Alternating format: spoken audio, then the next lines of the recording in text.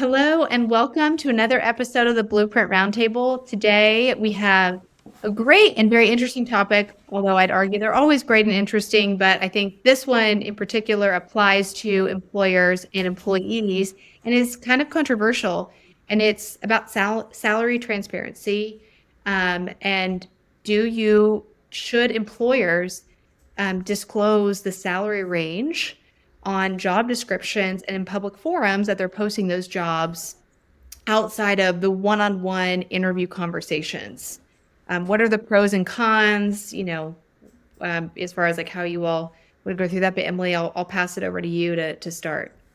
Yeah. So I have a firm stance on this one, and it's a yes, they should. Multitude of reasons, some that benefit candidates and potential employees, and others that benefit the actual company themselves.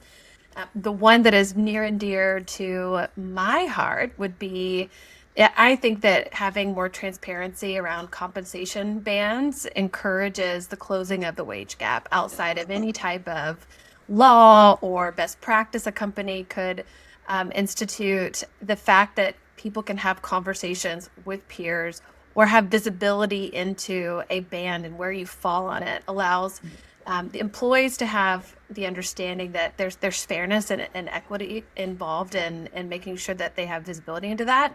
And it also allows the company to be able to know that it's holding them accountable when you make when you make information available, it holds you accountable to that information.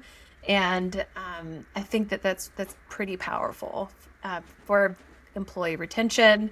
A lot of employees might be able to see that they're sourcing for a new role and that new role has a higher comp band, which is a natural way to have a conversation for higher comp within your current structure versus having to go and leave and find another company in order to see that wage increase. So had a covering a multitude of different pathways on why it's important, but Chuck, I'm curious to hear your point of view. Yeah, totally in agreement. To me, this isn't even controversial anymore. And I know some states, I think California, Colorado, and others are requiring it. I don't know all the nuances of what they specifically require, but I mean, I think we've generally agreed for the search we run. It's always helpful for closing great candidates and moving them through the process to be transparent and clear on what the comp band is. I don't think companies end up overpaying in doing so. In fact, I think it forces thoughtfulness from candidates to be honest and clear on their side where they fit within a band. So I don't see any downside. I'm sure there are some role types and arguments I may not be attuned to, but to me, it's the present, it's the future. The days of keeping these numbers, behind doors are a thing of the past, in my opinion. So, 100% agree. Why Yeah. do you think, adding a question to this, why do you think companies still hesitate to put that information out there, out and, let's say like it's there. Well, let me just say, why do you think they still hesitate, right? Separate from I, it just being a best practice. I mean, I I think there's think still oh, go ahead, Emily. Oh, no, you're fine. I think it's because they want to avoid uncomfortable conversations. If you have, I think that especially happened in the market last year where salaries were just rocketing and talent was so hard to come by. And there were a multitude of openings. So employers were having to pay top dollar to get people to fill these roles. And these are roles that are currently being filled by employees that might have been hired 2 years prior to that and Yeah. receiving very different comp. And so it allows employers, I think, to get out of the conversation around how do we up level comp for all. It allows them to really kind of come in and how do we up level comp to get top talent for Yeah. right now. So I think it definitely relieves them of some responsibility of truing up comp for the whole organization as they rightfully should. Curious, Chuck, I know it sounds like you had a thought on the topic as well. No, I think those are good points. I mean, I think at a certain level, it's they feel like if they share a range, they're more likely to overpay because candidates will Yeah. want to position their candidates at the top end of the range. And I don't think it works that way in practice, particularly in the market like today's, but in any market, people understand that generally when there's a comp range that sort of the offer specifics are based on how they're assessed in the process and the experience they have. So I think it, if anything, promotes more candor and realism on both sides. But I think, I'm sure there's, just concerns. A lot of companies, frankly, just feel like, probably as much as anything, that they've been doing things a certain way in the past, and they don't want to change, right? And nobody likes to feel forced to do things that could have an adverse impact on their expenses. But I just don't think it works that way. But Yeah. I mean, I will say just from personal experience, definitely have seen it played out where when someone can have subjectivity and potential unconscious bias introduced into a decision around compensation and a company's not holding firm to a predetermined band, you run the risk of exposing your company to risk to litigation or risk to turnover at the very best.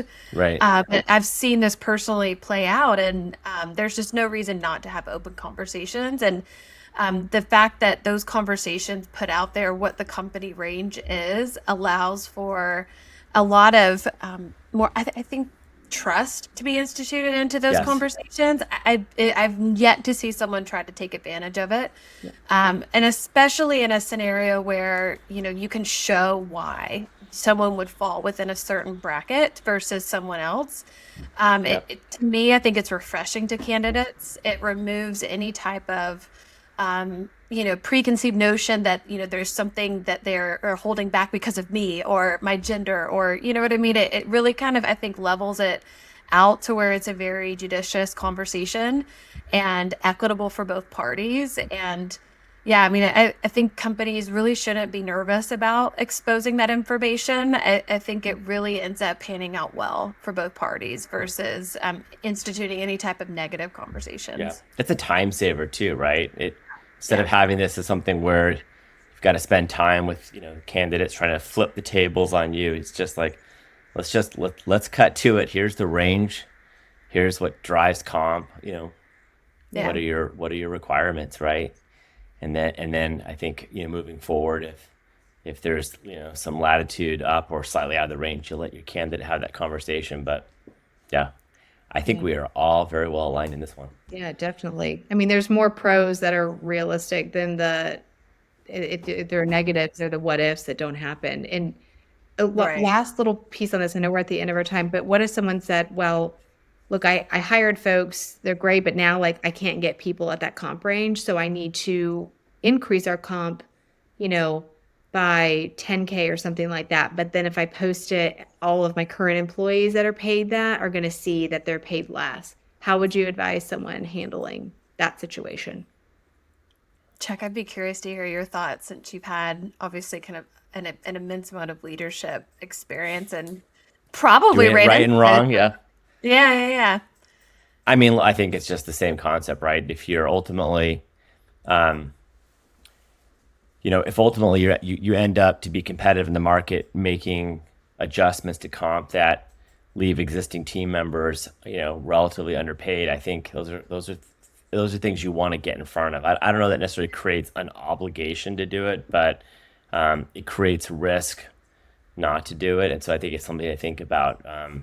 I mean, you want to look at your bands both in terms of the folks you have in seat today in those roles and what you have to do to attract talent outside. If you're finding you have to, I guess the simple way to think about it is if you're having to go well outside your band to attract new hires, then you probably ought to look at the performers you have in place as being at risk of departure, right? Right. Yeah. No, for sure. Great advice. All right, you all. Well, that's all the time we have today, but great advice as always. A good topic, a relevant one in our economy today, regardless of the industry you're in. And until next time, we'll see you later. Bye. Ciao, everyone.